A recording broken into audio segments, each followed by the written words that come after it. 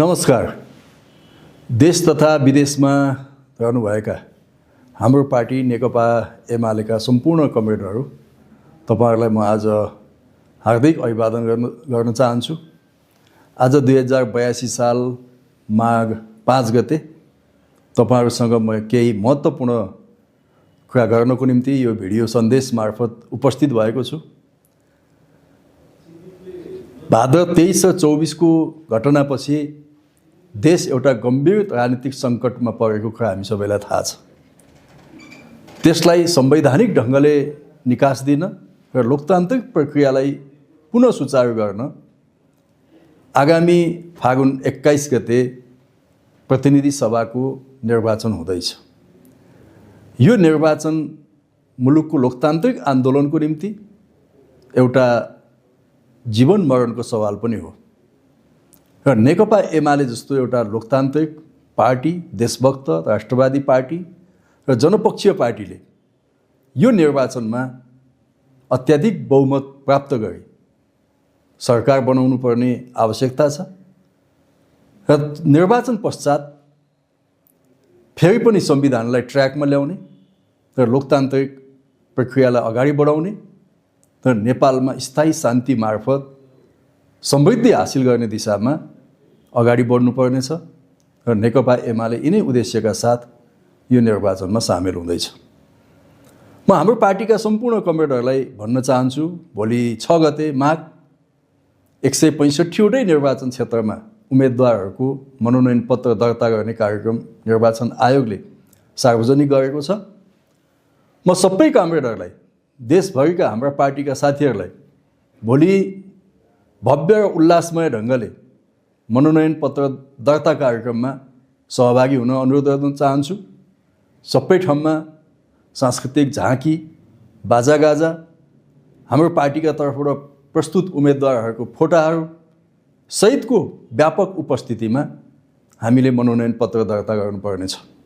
त्यसको निम्ति म सबैलाई अपिल गर्न चाहन्छु, भोलि कोही पनि घरमा बस्नु हुने छैन, आफ्नो निर्वाचन क्षेत्रका निर्वाचन कार्यालयमा उपस्थित हुनुहुनेछ र भव्य र उल्लासमय ढङ्गले मनोनयन पत्र दर्तामा यहाँहरूको सहभागिताको निम्ति अनुरोध गर्न चाहन्छु।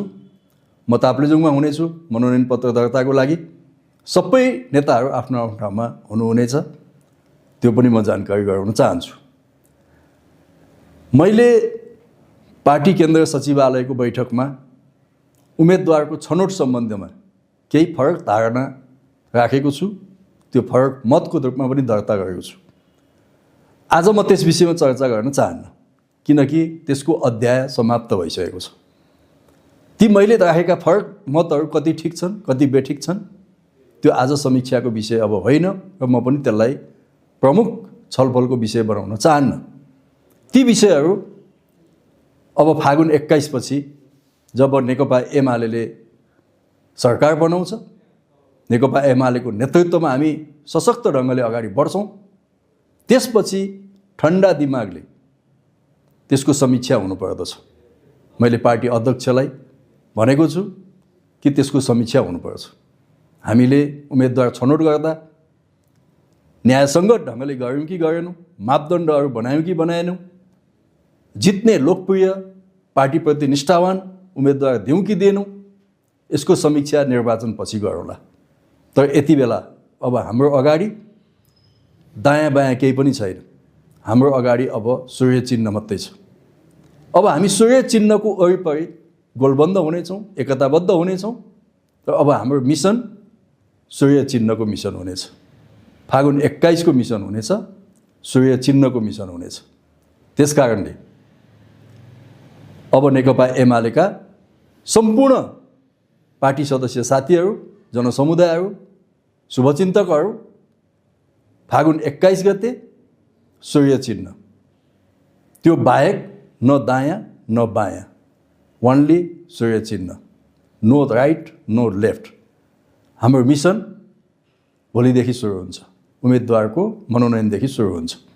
म यो अपिल गर्न चाहन्छु, पार्टीभित्र फरक मतहरू हुन्छन्, भिन्न मतहरू हुन्छन्, त्यसलाई सम्मान गर्नुपर्छ। तर ती फरक मत, भिन्न मतहरूले अरू पार्टीसँगको प्रतिस्पर्धामा नेकपा एमालेलाई कमजोर बनाउनु हुँदैन, घाटा गर्नु हुँदैन। म यति बेला देशभरिका साथीहरूलाई कसले उम्मेदवारीको टिकट पाउनुभयो, कसले पाउनु भएन, अब यो बहसलाई बन्द गरौँ भन्न चाहन्छु। जे भयो सार्वजनिक भइसकेको छ। अब उहाँहरू हामी सबैको नेकपा एमालेको उम्मेदवार हो। त्यो भावनाका साथ हामी अगाडि बढ्नुपर्नेछ। मैले अघि पनि भने त्यसको समीक्षा निर्वाचनपछि अवश्य पनि हामीले गर्ने नै छौँ।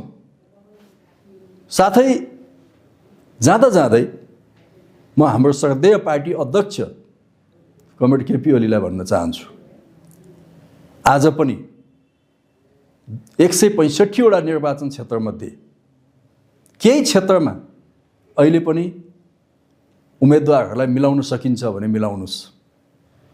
म अध्यक्षलाई यो हम्बल रिक्वेस्ट गर्न चाहन्छु। मैले मेरो लागि मागेको छैन। म स्पष्ट भइसकेँ कि म ताप्लेजुङबाट उम्मेदवार हुन इच्छुक थिएँ, तर पार्टी अध्यक्षले सार्वजनिक ढङ्गले निर्णय गरेर पठाइसकेपछि अब म त्यसमा कुनै किचलो गर्नेवाला छैन। उहाँले जसलाई उम्मेदवार दिएर पठाउनु भएको छ, नेकपा एमालेको सूर्य चिन्ह ध्वजाभाग ताप्लेजुङबाट उहाँलाई जिताउनु मेरो कर्तव्य हुन्छ। म त्यसमा दृढताका साथ अघि बढ्छु। अब मेरो लागि मैले केही पनि माग गर्दिनँ। तर कतिपय ठाउँहरूमा साथीहरूमाथि अलिकति न्याय भएन कि भन्ने गुनासोहरू आएको छ। स्थानीय पार्टी कार्यकर्ताको समर्थकहरूको भावना बुझिएन कि भन्ने कुराहरू आएको छ।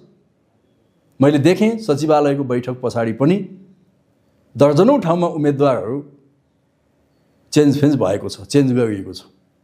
त्यसकारण यो अन्तिम अवसरमा पनि म अध्यक्ष कमरेड केपी ओलीलाई भन्न चाहन्छु, देशभरिका यस्ता 7-8 वटा निर्वाचन क्षेत्र मैले देखिरहेका छु। त्यहाँ देखादेखि हाम्रो पार्टी कमजोर हुने हो कि भन्ने आशंका पैदा भएको छ। त्यसकारणले कमरेड अध्यक्ष, तपाईँ यो पार्टीको नेता हो, हामी सबैको सम्मानित नेता हो। तपाईँले विशाल छाती बनाउनुहोस्। यति बेला महाधिवेशनमा मलाई सहयोग गरे कि गरेन भन्ने आधारमा पक्कै पनि तपाईँ उभिनु हुने छैन। यति बेला नेकपा एमाले जित्छ कि जित्दैन भन्ने नै मिसन हो। सायद अध्यक्षको कुरा पनि त्यही नै हो मैले बुझेअनुसार। त्यसो भएको हुनाले देशभरका 7, 8, 9, 10 वटा जति निर्वाचन क्षेत्रमा भोलि बिहानसम्म पनि मिल्छ भने उपयुक्त ढङ्गले उम्मेदवारहरू प्रस्तुत गर्ने काममा म अध्यक्षको ध्यान आकर्षण गर्न चाहन्छु। र मैले पहिले पनि भनेको थिएँ, व्यक्तिगत हिसाबले मेरो कुनै डिमान्ड छैन। र पार्टीभित्र उम्मेदवारी प्रस्तुत गर्नुभन्दा अगाडि बहस हुन्छ, छलफल हुन्छ। त्यस क्रममा मैले आफ्नो धारणा पर्याप्त ढङ्गले बैठकमा राखेको छु, ध्यान आकर्षण गरेको छु। म अरू देशभरका हाम्रो पार्टीका कमरेडहरूलाई पनि ठिक छ, भोलि बिहान मनोनयन पत्रसम्म अगाडि कुनै ठाउँमा बदल्न सकिन्छ भने बदलौँ, त्यसमा कोसिस गर्नुहोस्। तर जब नोमिनेसन हामी गर्छौँ, दायाँ बायाँ नगरिकन हामी नेकपा एमालेको उम्मेदवारको पक्षमा लागौँ। देश एउटा सङ्गीन मोडमा छ, कठिन मोडमा छ।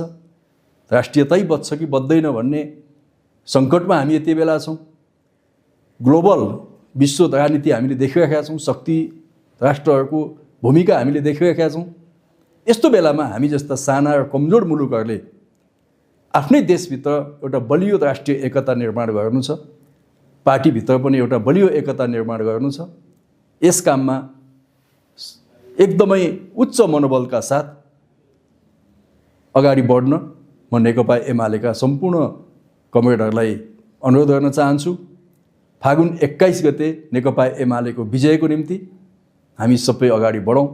धन्यवाद, नमस्कार।